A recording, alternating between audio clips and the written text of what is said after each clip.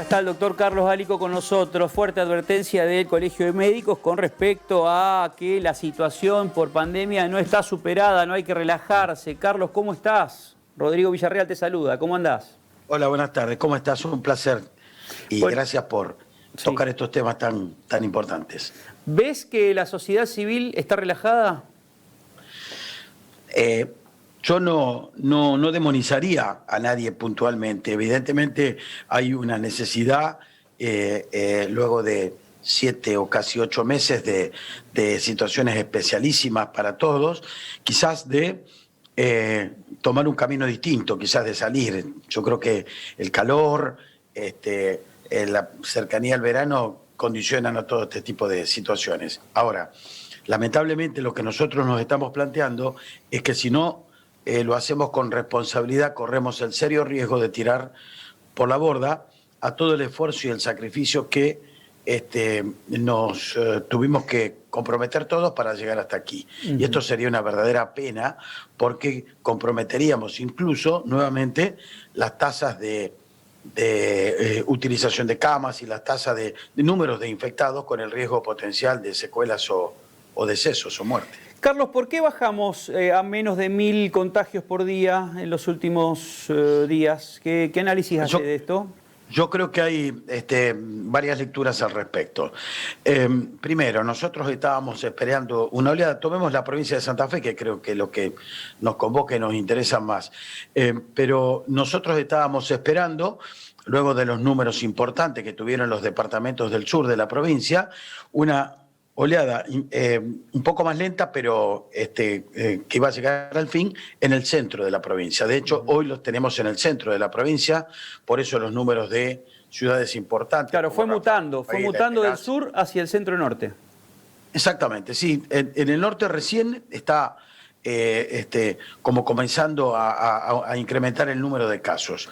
O sea, que nosotros acá en el centro, en la ciudad, o en el departamento de la capital, estamos con números importantes.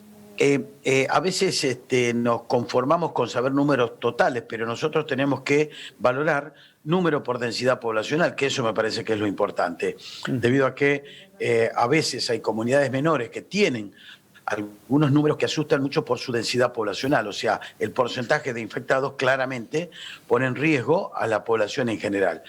Entonces, sin duda, yo nunca fui de intentar culpabilizar por el incremento de números y demás, o por no cumplir determinado tipo de cosas. Hoy por hoy hay que reconocer que hay muchos que imaginaron que esto ya estaba terminado. Hay otros que apostaron a olvidar este tipo de cosas como si nunca hubiese sucedido, o simplemente a redoblar la apuesta y no complementar ni siquiera con cuidados menores. Y hay otro sector, por qué no decirlo, que todavía sigue con cuidados y mucho miedo, sin duda. Cuando nosotros hacemos un análisis de la situación que ha generado esta patología muy peculiar, muy novedosa para nosotros, donde ha generado impacto en algunas personas de una manera irreversible, y en otros prácticamente ha pasado desapercibida.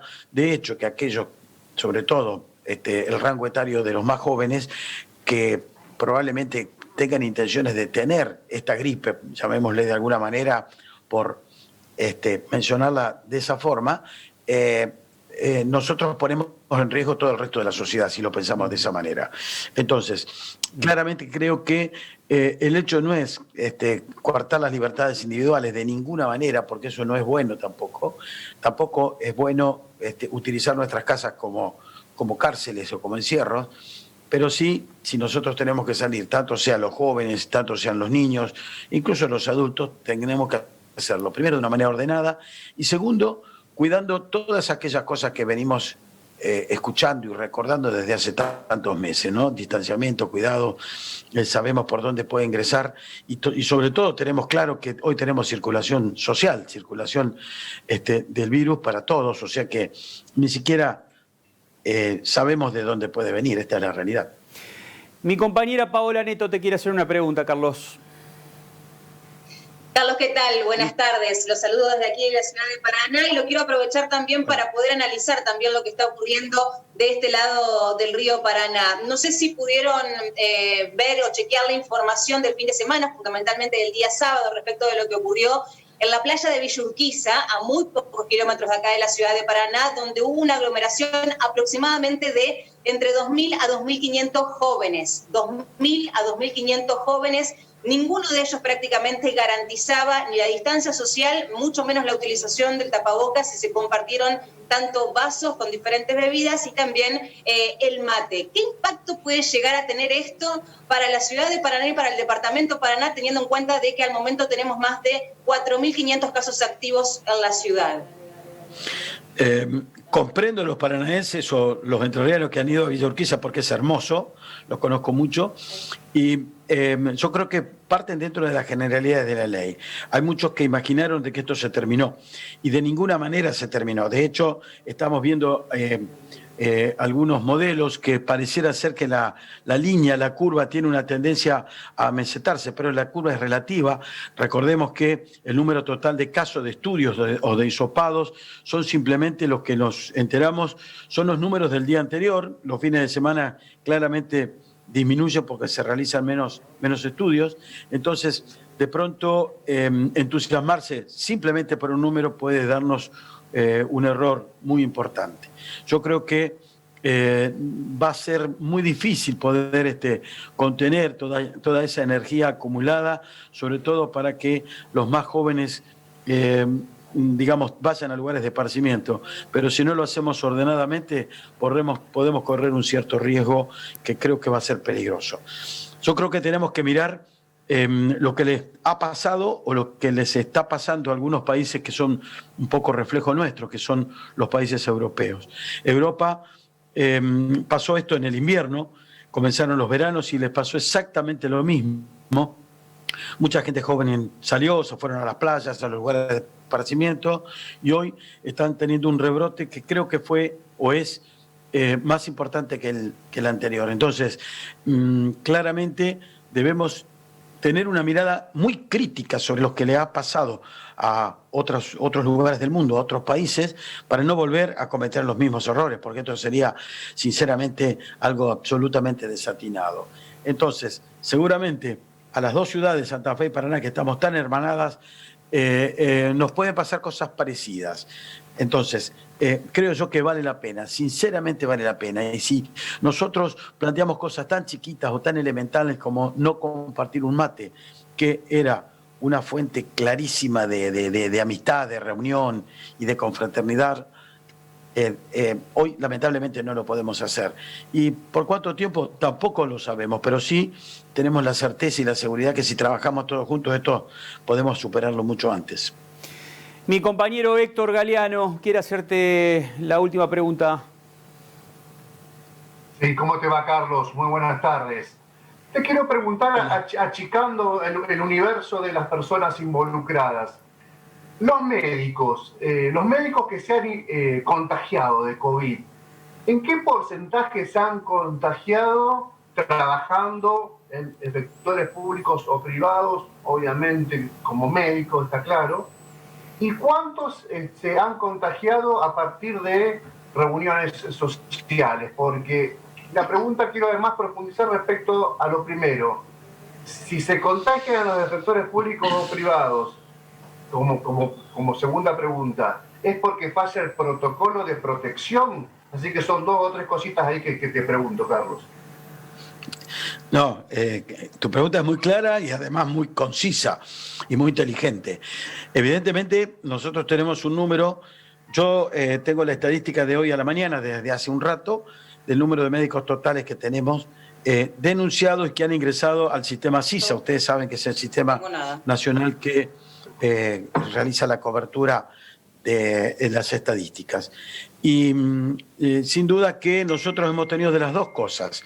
Hemos tenido contactos directos, hemos tenido contactos familiares sin duda, y yo sinceramente creo que también pueden haber fallado los elementos de protección personal, porque no es fácil llevar sobre de tantas horas y en algún momento no fallar. Pero nadie nos garantiza que usemos todas las medidas que utilicemos, nosotros tengamos el 100% de certeza y seguridad. Pero sí, en algún momento bajamos los brazos o bajamos la guardia, para mejor decir, y a lo mejor nos vulnerabilizamos. Y lo otro que vos planteás, creo que también los médicos por ahí, en algunos casos tenemos algunas relaciones con familiares y demás, pero yo no quiero olvidarme que la medicina también se hace fuera del hospital y se hace en presencia del profesional junto con los pacientes. Y sobre todo la atención primaria, que es lo que más hoy se está poniendo en valor. Todos los días nos encontramos que tenemos que tener contactos con personas de las cuales algunas de ellas a las horas o algunos con síntomas podrán estar infectadas con COVID. Entonces, sin duda que el hecho de que tengamos un buen número significa claramente que estamos en contacto directo. Yo no diría que los sistemas de seguridad, sobre todo aquellos que se utilizan dentro de las salas, sobre todo de cuidados intensivos COVID, no sean buenos, no son infalibles, no me cabe la menor duda porque tengo muy cercanos médicos que hacen terapia intensiva que evidentemente también han tenido lamentablemente contagios.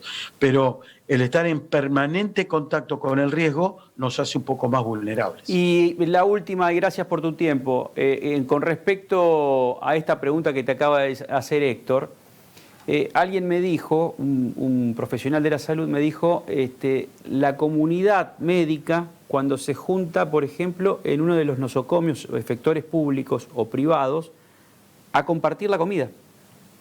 O sea, en el momento, digamos, de ese recreo que vos decís, bueno, me saco el barbijo y estoy comiendo, y capaz que en la misma mesa, digamos, que un colega, otro profesional de la salud, y hay algunos que dicen, no, prefiero comer solo.